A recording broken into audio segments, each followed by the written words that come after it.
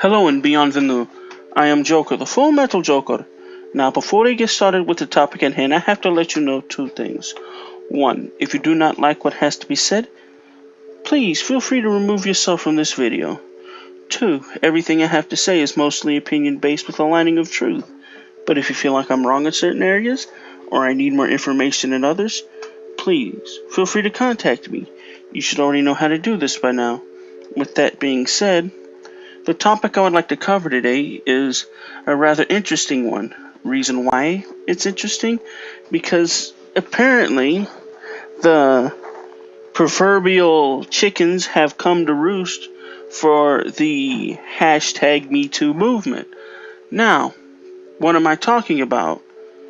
Well, apparently 60% of male managers feel uncomfortable around working with women.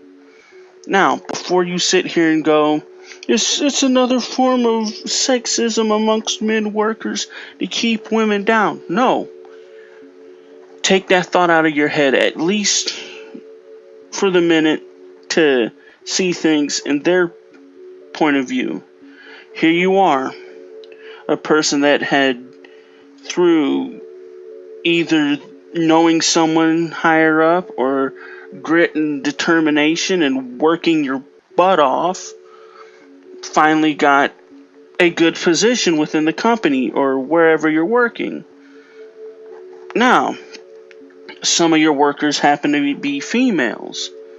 Now, with them being females amongst your group, you've got to walk over proverbial shards of glass barefoot, because you know if you say or do anything that makes them feel uncomfortable and they decide to talk about how you've made them feel uncomfortable and stuff like that and add the hashtag #MeToo to it, you know that your job is in jeopardy. Mainly because you know how a lot of people that own businesses will tend to check social media to make sure that things are going well within their company, that people aren't saying too much negative stuff about their company, and workers are working well together. And then they see the hashtag #MeToo and them describing you. Best case scenario, they're going to talk to you, put you in sensitivity training. Worst case scenario, you're going to lose that job. Now, here you are, you've lost your job. More likely than not, you have a family to take care of, bills to pay, and now you've lost that source of income. Now, let's add another step to this. Let's say your children and wife check out social media. Best case scenario, they're going to talk to you about it, see what in the world's going wrong. Worst case scenario, you lose your family, either through divorce or something happens within the family, which they tend to want to keep away from you because of this whole hashtag #MeToo BS. Now, you've got all this running through your head while having these females work around you. Of course, they're going to feel uncomfortable. It's just common sense.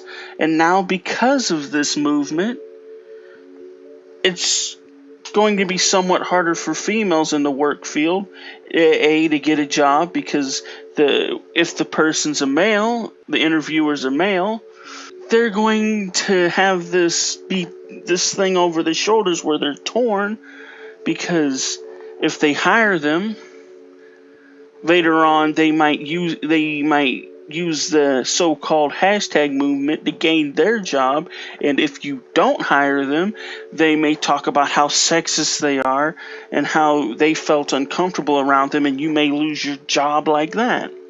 So, actions have consequences. People seem to have forgotten this, where something where you may think isn't really harmful for you and harmful for females short term, now you're in a long stretch and the proverbial shit has hit the fan.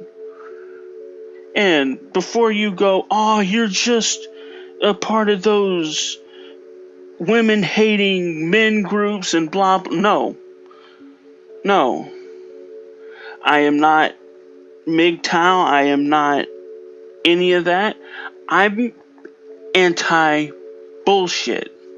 And this is bullshit. And because of this bullshit, things are going to be a lot difficult, not only for men, which now in between SJW bullshit and the hashtag #MeToo BS, now it's going to be slightly more difficult for females because of it, even if you don't support it, people are going to be wary of you and not treat you like they would treat their friends because they're worried that you're going to somehow take what they've said and what they've done and twist it into something that may end up lose their job or lose their friends or lose their family.